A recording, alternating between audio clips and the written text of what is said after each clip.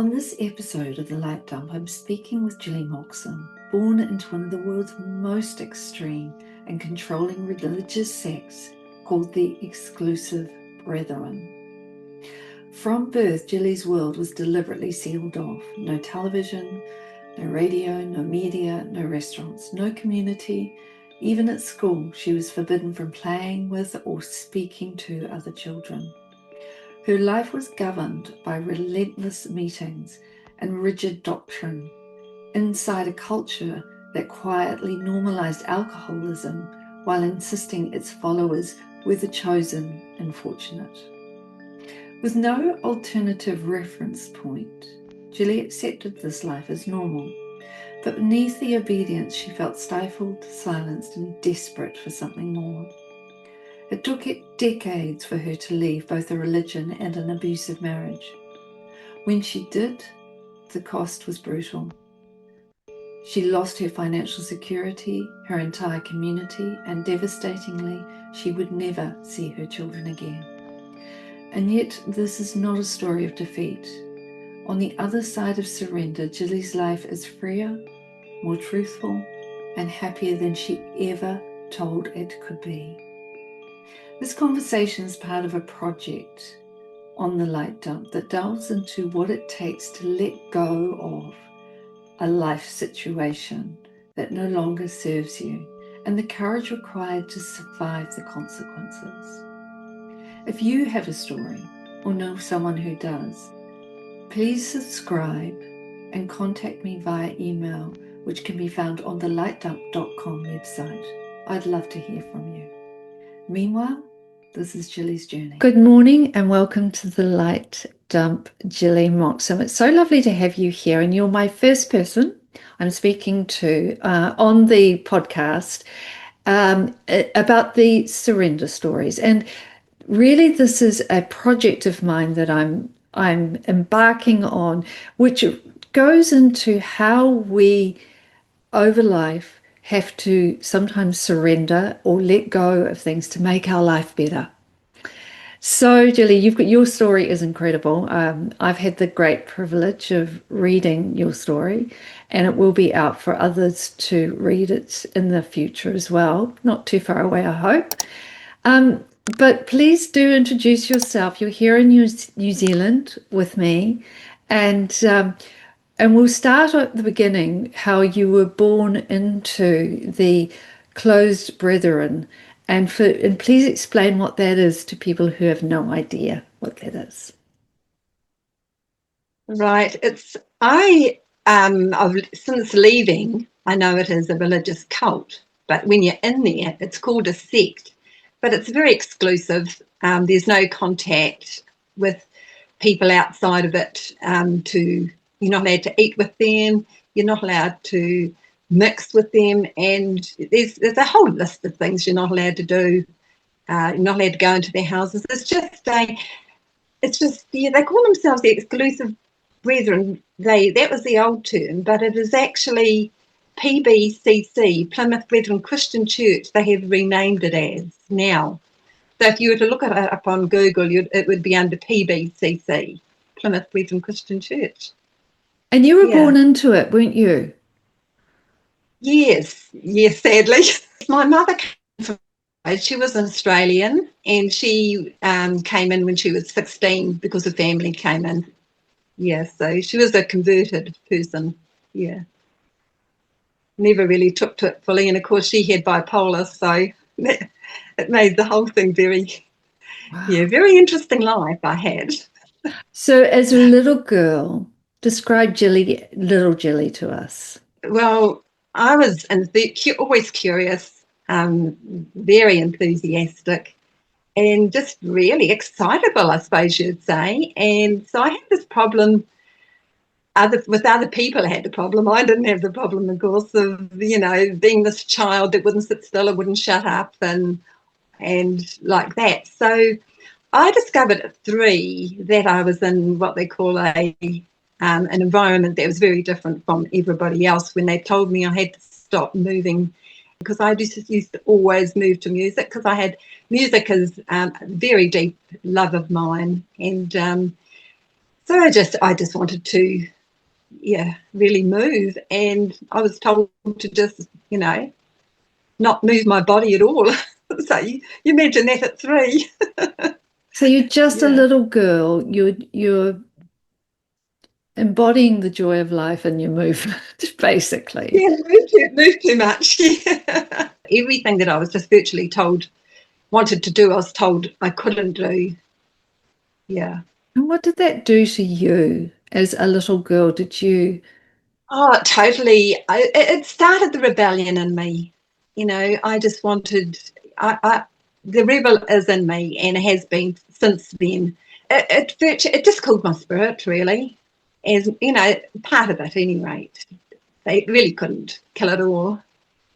And tell me, so in New Zealand, I mean, you and I are a similar vintage. And, I grew up not close brethren. And I knew all the kids in the street.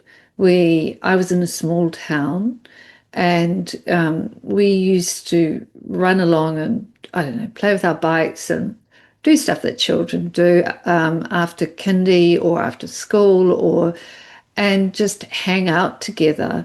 It was a time when it was a lot safer probably than it is now with kids, and there was no traffic, and we just used to, be kids. Was that your life? Were you allowed to do that with other children who were not exclusive brethren? Oh, absolutely not. You weren't allowed to mix with them at all. Even going to school was a problem. I wasn't allowed to eat with them, sit with them, only in class. So that's why they have their own schools now. But Oh, yeah, there was all of that. I had to play dolls, and so we called it meetings, our church services we had. And so, yeah, I would just play meetings with other brethren children when they came, or otherwise just I was in a world of my own. I was quite detached from reality, really.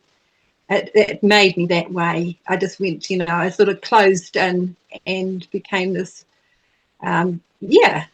part of me was two personalities. And even to this day, I'm aware of the two personalities that have, one has obviously been formed by conformity. And so, yeah, I'm aware of that even to this day, that I have these two sides. And quite frankly, which one is really me? I guess it's the enthusiastic, curious, talkable one. I don't know, because I've become quite the recluse and quite quiet now. That's interesting, though. I mean, we all change, but it sounds to me like from a really early age, you have had your spiritedness knocked out of you, pretty much. Yes, absolutely. Yeah. Yeah. And of course, with that, my mother being bipolar, that she was predictably unpredictable. So I just always had to be aware. I was it made me grow up very fast, because it was just another part of my life that was disturbing, really. Yeah, because she wasn't very often. She was mostly in her depressed state and needed caring. And so as a child, I got moved around from house to house because she was in mental institutions most of the time. So it was very different life. I wasn't to know that it was different then, but looking back now, it was very different. You did go to So, school, though, didn't you? You went to normal yeah, public school. yes, And I did. was that managed? Yeah, well, they came and picked me up at lunch times to take me home for lunch. But even at school, the teacher, even my first day at school, I was sort of reprimanded and sort of told to sit to one side because I couldn't go to the Bible class. So they made me sit outside. And so right from the word go, I was alienated from the other children in the class and made to be different. And then, of course, I didn't know how to use the toilet, so I wet my pants, so they made me sit on the floor in front of the class. And so it was quite traumatising, even on my first day. Yeah. Wow. And was it that the same story pretty much for all children of the exclusive brethren? Yeah, I think it would be.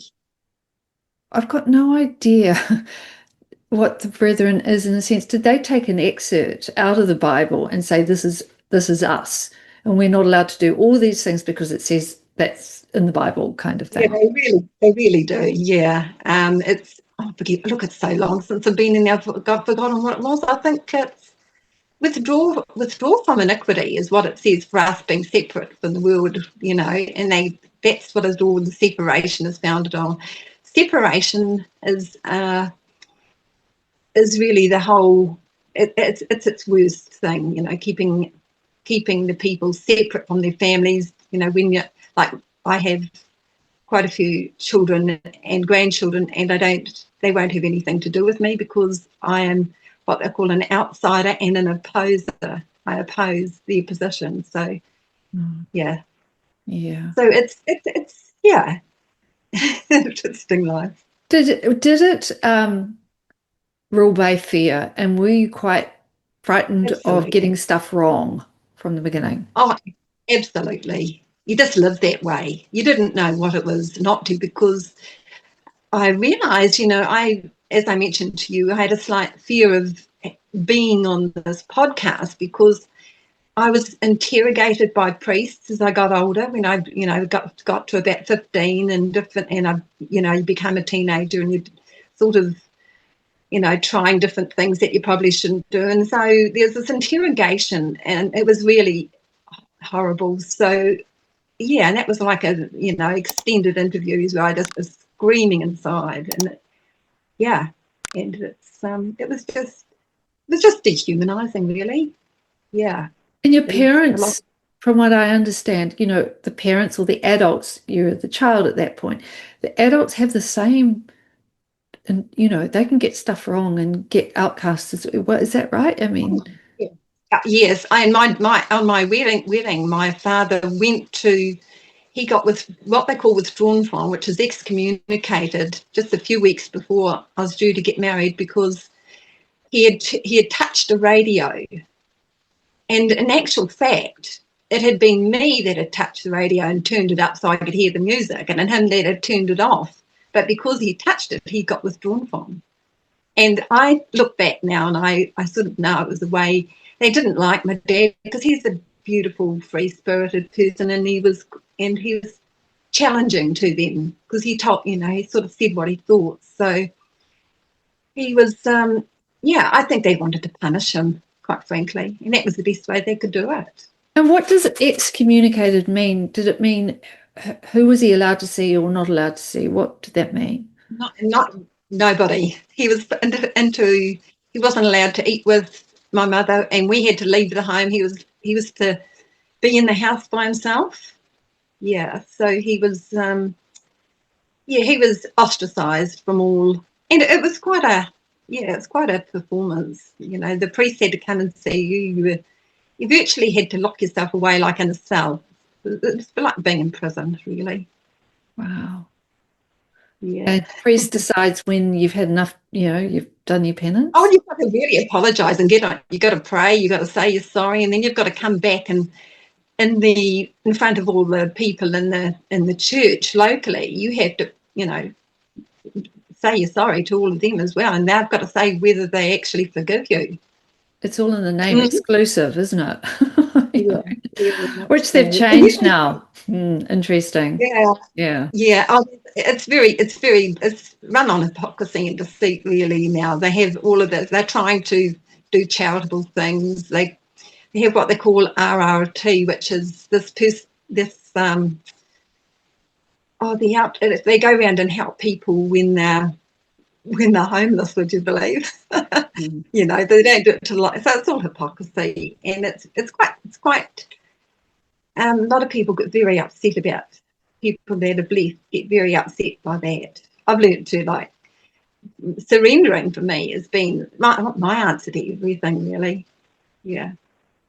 I've learned to just let a lot of that stuff go. And one thing about, growing up there, because everything was sort of programmed and everything, you couldn't do anything about it. So you virtually had to let your own thoughts go. There's a conformity that wasn't a letting go, but it was because a surrender is the letting go, if you say, a deeper letting go of the mind, body and spirit, whereas conformity You just get numbed out, really. You don't know. You only know, like, when I left, you think you're a human being, you've got it all together in there because you know nothing else. But as soon as you leave, and you soon find out that, oh, who am I? Who am I? Because I've got choice now. It's like, what do I do? Where do I even start? How do I eat at a restaurant? Because I haven't been allowed to do that. So there's so much. You have to relearn just about everything. So you Just how to weren't live in allowed to eat at a restaurant. You weren't allowed to listen to the radio or music. You you weren't really allowed out in public amongst the community at large, were you? Oh, no. And so did your No, mother it's work? Did anyone work? Your dad worked, but your mother my didn't dad, work. when he could, when he wasn't looking after mum or looking after us children because she's in hospital, because she's hospitalised so often. Mm. But I remember as a child, I'd be going off to these church meetings. They had them 7 times a week, and they have about 12 a week. There's so many of them just to keep you occupied, so you can't do anything else, or so I remember going along in the car as a little child and looking out the window and thinking, oh, aren't they lucky? I'd look at these children and say, aren't they lucky? And sometimes I'd say it to my parents. I'd say, why do I have to be like this? They said, oh, you're very special. You're a special person. That's why you had this. That's, you've been chosen. You're one of the chosen. So you have to live this way. And yet they tried to make you feel special because of that. And as a child, you just look at it and you just think, I just want to be out there in the sun playing. Mm. Whereas you're not. You're sitting in a meeting listening to people talk about God or argue about God most of the time, quite frankly. Mm. They had so many different views, especially in my locality, because we were mostly related. So I came from Tauranga and the Bay of Plenty, and most of us were related. So there was quite a bit of conflict, even in the church itself. Or you didn't all live in a community in a sense. You actually lived in separate houses, just amongst peppered amongst Yeah, which I other people. made it worse. Yeah. Yeah. Yeah, it's all so run on deceit. It's appalling, really. And you only know that now because you only know that now, And so tell me, Jilly, at what point did you start to question it? I mean, you said as a little child you were going, oh, I want to be, oh, wait, they're lucky, they can do that. But did you start to question God Oh, for a start? absolutely. Yeah, yes, absolutely. I had made up my mind that I was going to leave as soon as I could. So when I would get to 16, so I was just waiting to get to age to leave because my mother was challenging, and I thought, I just can't live like this. So I had it all organised, I didn't have it organised where to go. I just thought, I'm going somewhere, and I'll just ring up one of my cousins, and Gavin Forrest, he it was, and I thought, he'll get me out. He'll find me a place to stay and all that. And so I had my bag packed on my birthday under my bed, ready to go. And it didn't happen.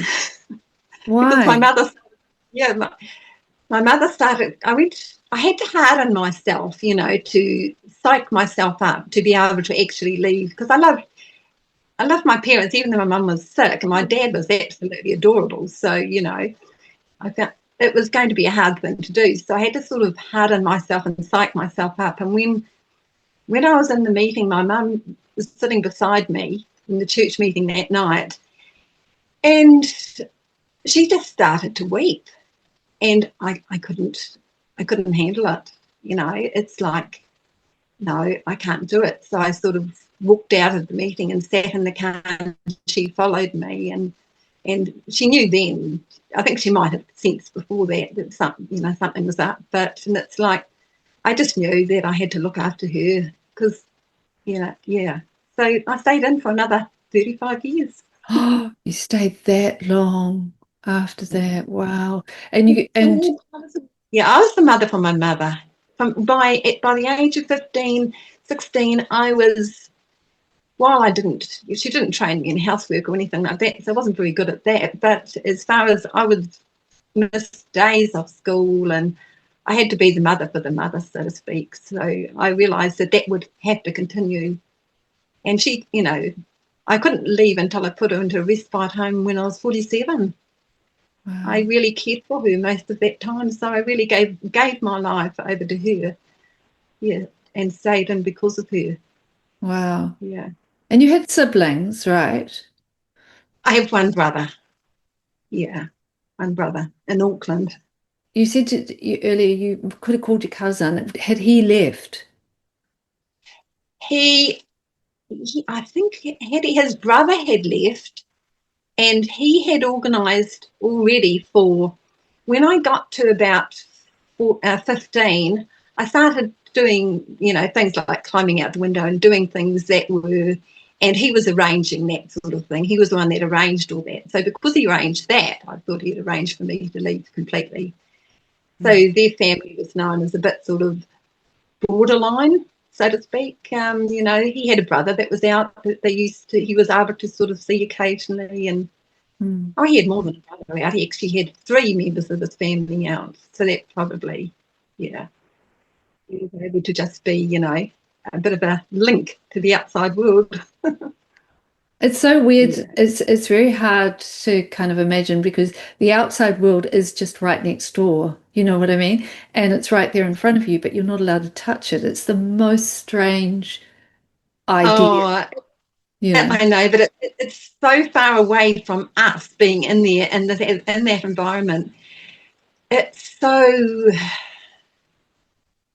removed that it seems like another planet, really. The people on it, because we're told to think of them as evil and wicked. So I would be evil. Yeah. Well, and yet, they don't promote that now. They're trying to make it sound better. They rely on all the, charitable donations and whatever they get their tax. They're very good at getting, it's something to do with taxes. Tax break on the religion. Yeah. I can't wait till it collapses.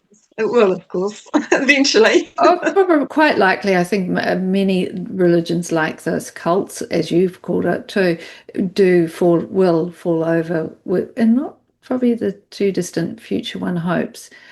So you were actually a very creative, quietly creative, because you weren't allowed to be child. Yeah, they used to get me to perform. Like, I felt a bit like the performing monkey at times, because I played the piano quite well and the different instruments, and I love singing. So on these Sundays, they used to get me to perform, and I used to do it. But there was a lot of whiskey drinking, so you generally had that to sort of prime you up. So.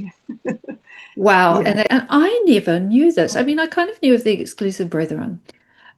And I had this, in my mind, a perception that everything was evil. And I would have thought the drink would be evil, but no. No. In actual fact, if you didn't drink it, it really started in the 1960s. And the leader back then, JT Jr., he is called Mr. Taylor, he was actually an alcoholic, and he died of alcoholism. But you won't hear that in there, because they're in denial about it. But he brought it in and virtually made everybody drink. And said, if you don't drink, you're covering, you're covering something. You're not being. There's something you're hiding. Yeah. If you don't drink, and my aunt, of course, loathed alcohol, so she'd just tip it in they would give her one, because even though she said no, they said, oh no, you've got to drink. So I would give her a strong spirits. So she'd just water the pot plants. Wow. Yeah. So it's, you really had to join in. So many have died in there from, alcoholic deaths. How can they not? They're brought up that way. And you were drinking from first legal age. You were able to drink, you were drinking, and it was game on. Yeah, absolutely. Yeah. And because there's nothing really much else to do, and no half measures, and because most families have it, well, they have it flowing in all social situations, but most have it flowing in the home as well. Yeah, it's just there all the time, and it's a way, it numbs you and makes you feel I don't know, it just made me feel a bit better. So, of course, I became addicted like many others. As a coping I mechanism. didn't really, yeah, but I didn't really, as a younger person, I would drink a little, but not very much. It was really when I got into my marriage, and of course, and it was an emotionally abusive marriage, that, yeah, I really started. I had 8 years of serious alcoholism. And how did that go I don't down drink. in the marriage? I mean, was it kind of accepted, or did they not like it actually? No, I had all these priestly visits all the time, all this interrogation. I had them on a weekly sort of. I had these brothers, which is 2 priests, coming around and visiting me on a regular basis, yeah, most weeks, and I'd just sit there, just screaming inside, and just they'd say, "Why do you drink?" and all this sort of stuff, and I say, "I don't know," I couldn't tell them why. Well, if I tried to, they wouldn't believe you anyhow. Oh, but on one hand, they encouraged you to drink. Yeah, but then when you got a problem, they wanted you to cut it out. And they never really said to stop. They said to, cut down on it. They don't understand it really, quite frankly. They don't understand addiction. But yeah, it's really sad because, many of the people that leave, they stay addicted. But I think a lot of them manage it, but many of them can't do without it. They have to have it on a regular basis. Whereas, I've been sober coming up 24 years now, and that's how long it is since I've left the Brethren. So, yeah, so I don't even desire it in any way, shape, or form. Not even on my radar now. So you were married. How many children did you have?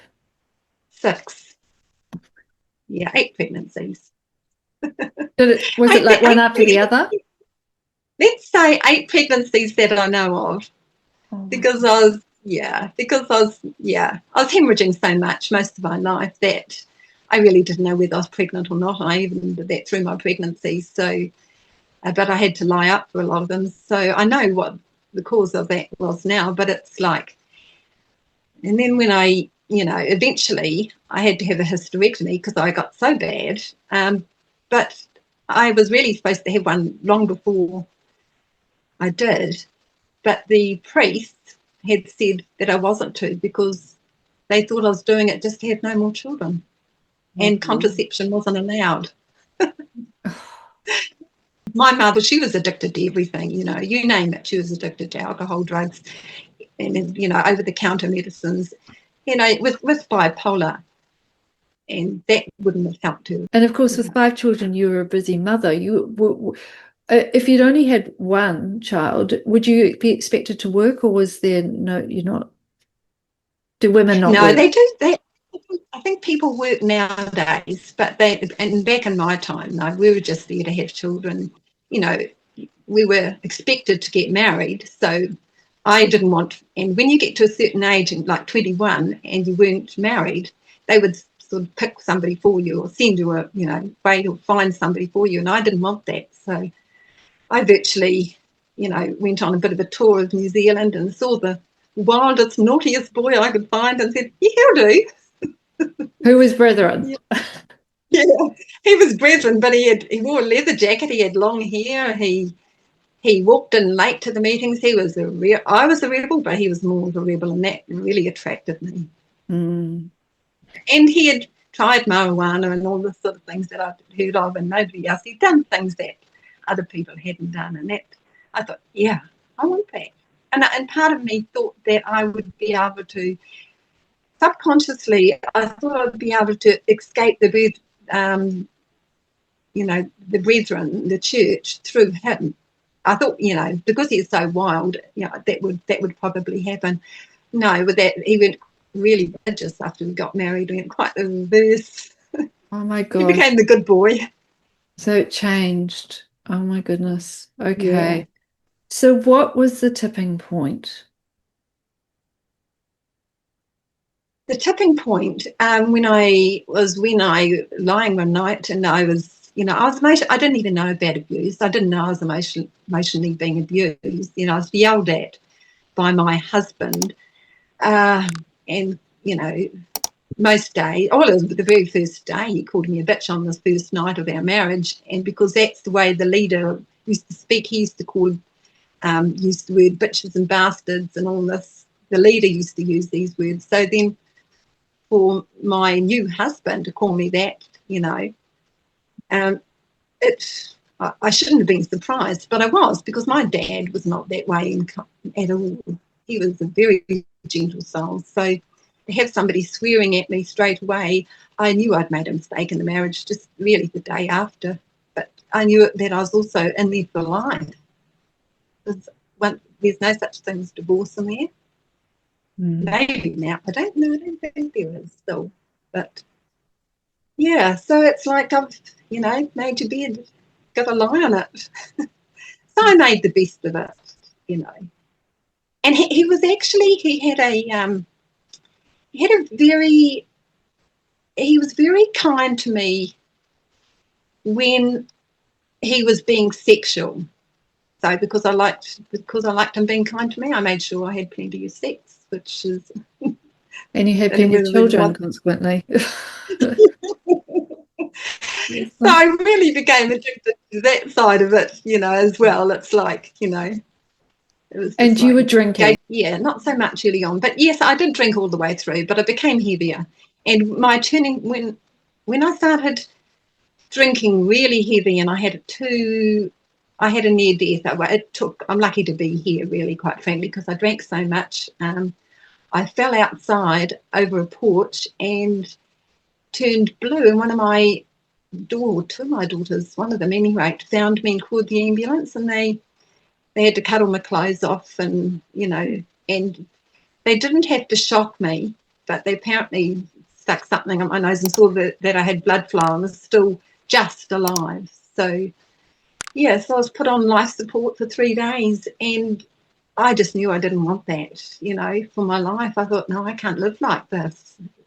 I just want, you know, so that was a real wake-up call. And, yeah. But even before that, I remember lying, you know, lying in my bed, you know, when my husband wasn't there, because I used to fear him coming to bed because I was always getting growled at and that, you know. So, and I just count the ceiling tiles, and I thought, this is like my life, you know, just one dot after another, just thousands of them. It's just nothing. It's just nothing. It's just ceiling, you know. It's, yeah. So I was, yeah. It was like deep inside me is this wish to always heal, and even now I still have that now. It never goes away. There's always something more I can heal or work towards improving myself.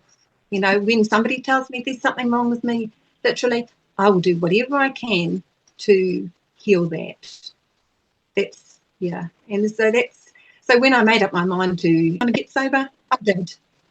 You'd gone to the Salvation Army. How did that happen? Yeah, I had done a little course in alcohol, trying to get off it, and I stayed off it for about 3 months before I had the near death and, well, the overdose, and it had helped. But what I've discovered, and I knew then, you actually, with all the alcohol around you, you can't actually stay sober in there. It's not the right environment. It's like, you know, just sleeping all day and night in a pub. You just, how do you expect to stay sober, exactly. You know? Yeah, yeah. Yeah, so it was impossible, you know, and I knew that. And they had to put me on the island because, but the brethren kept ringing up and they told them not to, but brethren wouldn't listen, of course. So the priest would ring up and say, you know, how is she doing and what's she doing and blah, blah. And they'd say, you are not allowed to ring here. And us that is, it's, you know, she's got to have complete time away from everybody. And they kept trying to visit. So they said, you have to go to the island where nobody can see you or talk to you, or you can't talk to them. And even when I went to the island to leave, I thought my children would come with me.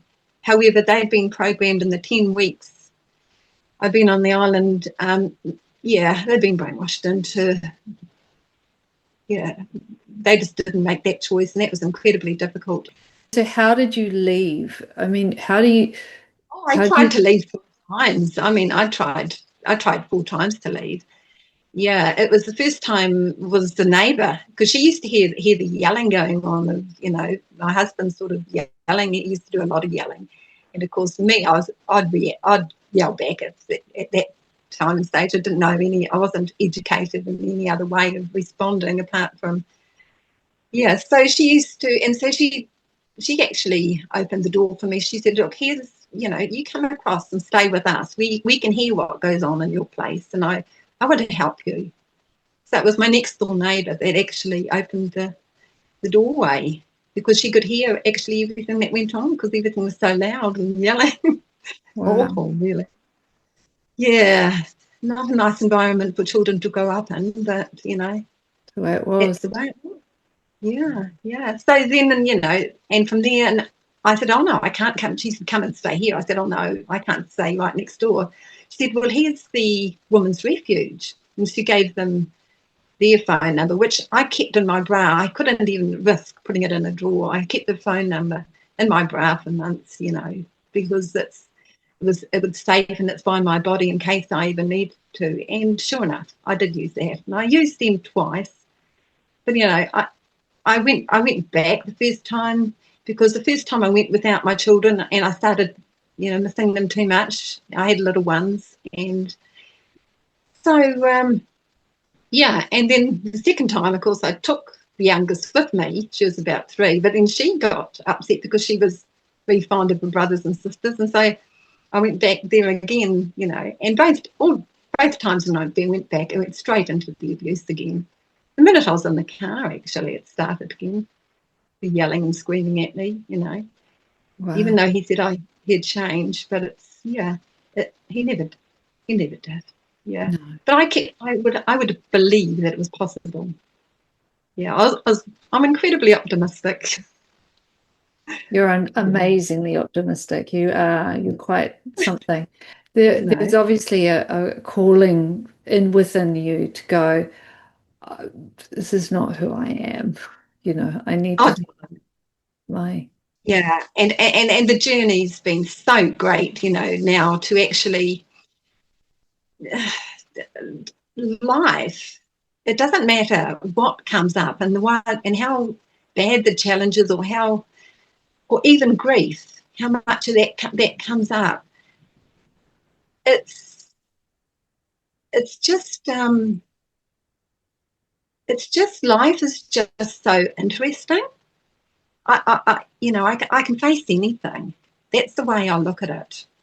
But I have, from living in that environment and living with a bipolar mother, I had to live in the now. I guess there was a side of you that was stronger than everything that was being impressed on you from the word go, And absolutely, yeah.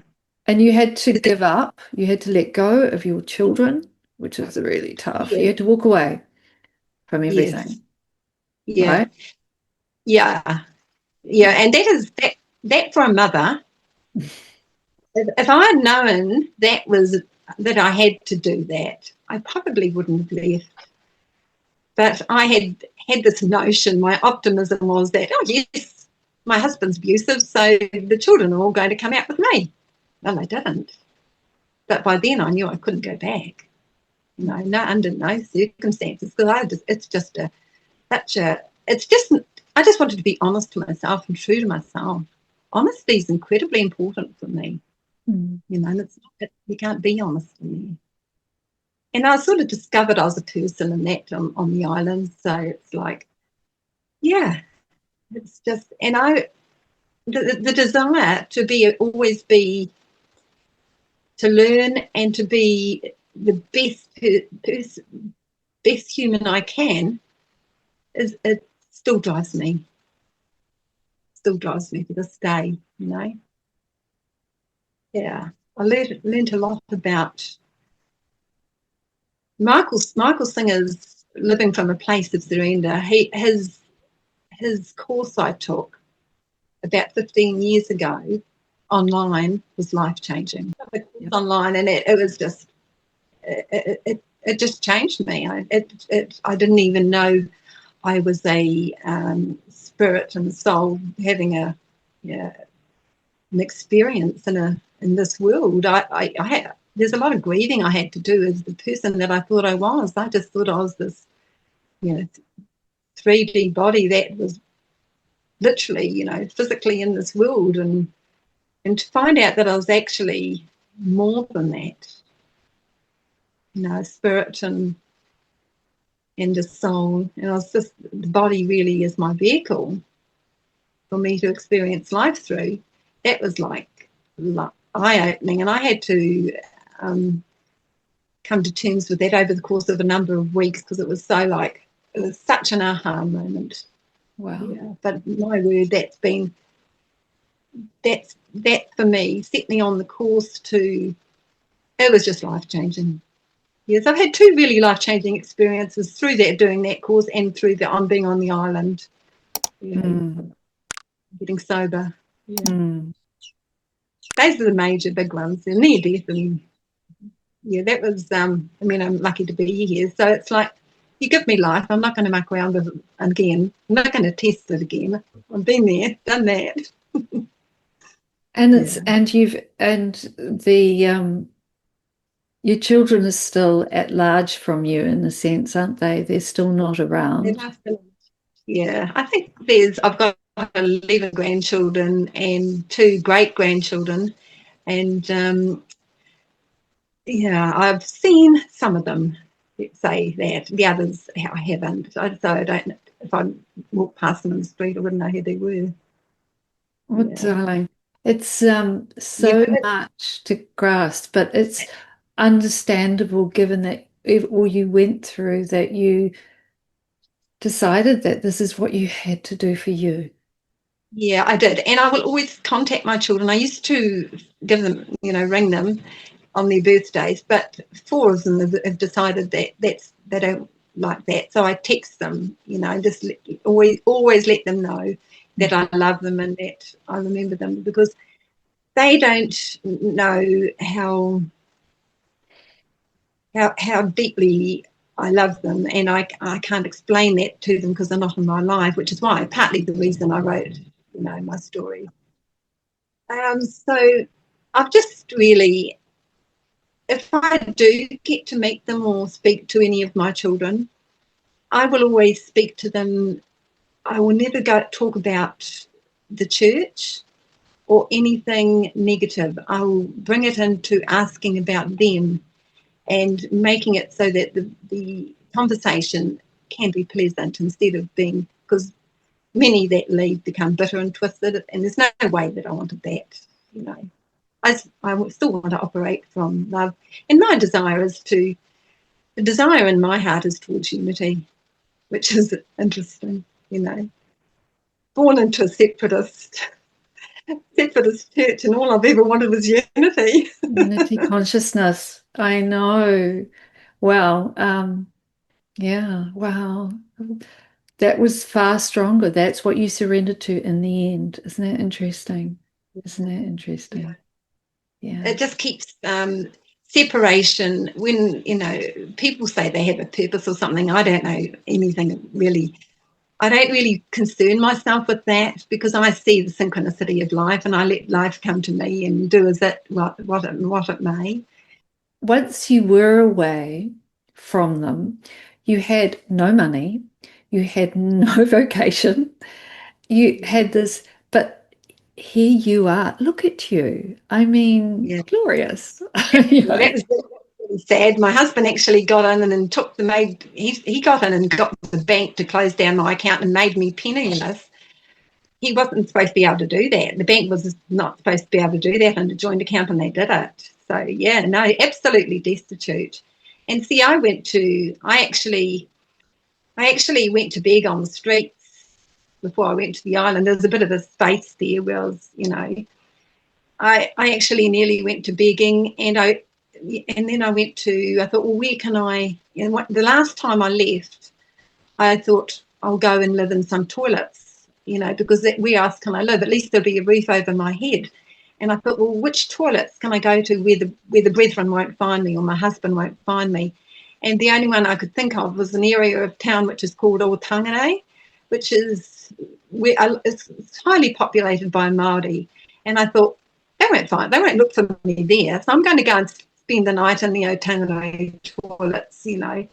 I had a bag to put my head on. I had a coat to put over my body. And I was on my way there, yeah, when a Brethren lady saw me and took me in for a few weeks, yeah, till I was able to get to the island. So that's, yeah, she was appalled to think I was going to go and sleep in a public toilet. So there are some really kind people in there too who just saved you. Yes, most of the people in there. It's the people that run it that are the problem.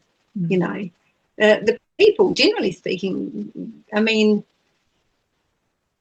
you know, they're victims. They're victims themselves, most of them. They don't know anything else. I didn't know anything else. I was just fortunate enough to have these extreme situations where I was like, it offered me the opportunity to leave, really. I mean, they weren't pleasant experiences, but because of my alcoholism, that's how I was able to leave. So, yeah. And now, Jilly, really, where are you now? What's your life now? Oh, I just live in peace every day. It doesn't matter what's going on in the outside world. I can feel it, but I don't have to absorb it. So I just, yeah, it's like there's always something to be grateful for, always. Yeah. And what's your spiritual leaning now? Because of course you were raised under the God, God. Yeah. I had to go and read every book in the library to make sure it was okay not to believe in a God.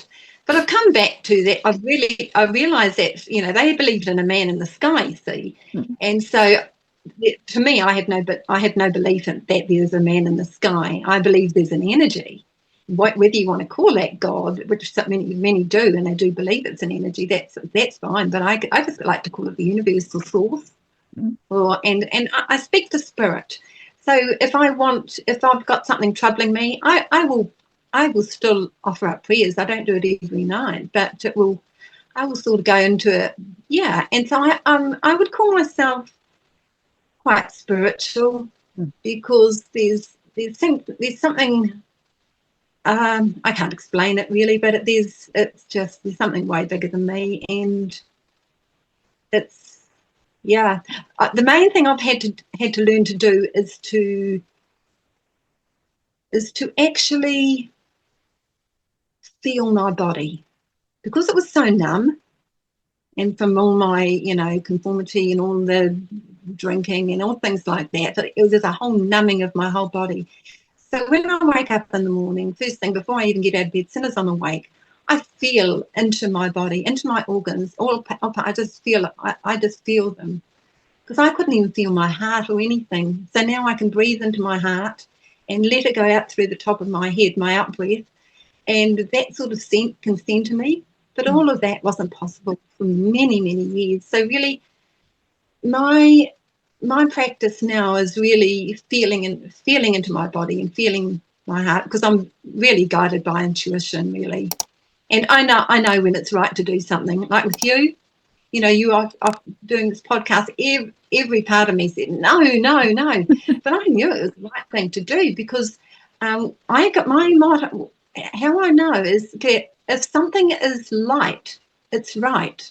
You know, if it feels light, it is right for me to do. If it feels heavy, it is not right for me to do. This is in my body I'm talking about. Yes. And if there's a mixed feeling in my body, it's a not now. So it becomes very simple for me to understand when I'm intuitively led and when I'm led by ego, you know. So I knew it felt, you know, your podcast felt light and right. So as much fear as I had about it, I'm here. Thank you. And I really want to I really, from the bottom of my heart, thank you for that, because I really feel honoured to have you here. And it's important. Thank you. What you've got to say is important.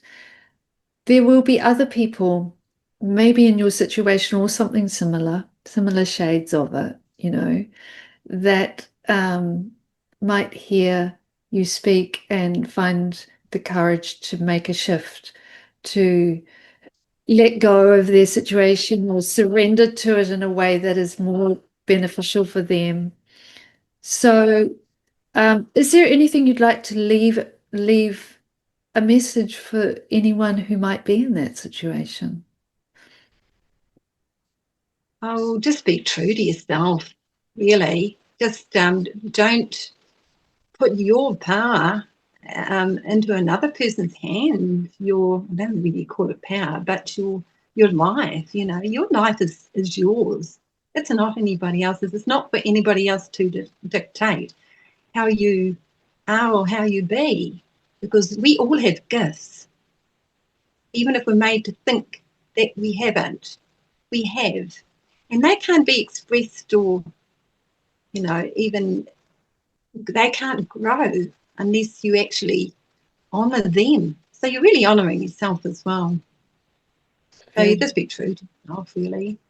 Beautiful. And I'm going to put in the story notes and at the very end a website for you if anyone wants to reach out to you. I think you might. And so that also to say, watch out for the book because it won't be too far away, I'm sure. But thank you so much. Thank you. Really, it's been really important and enlightening. Thank you. Oh, you are so welcome. Thank you very much.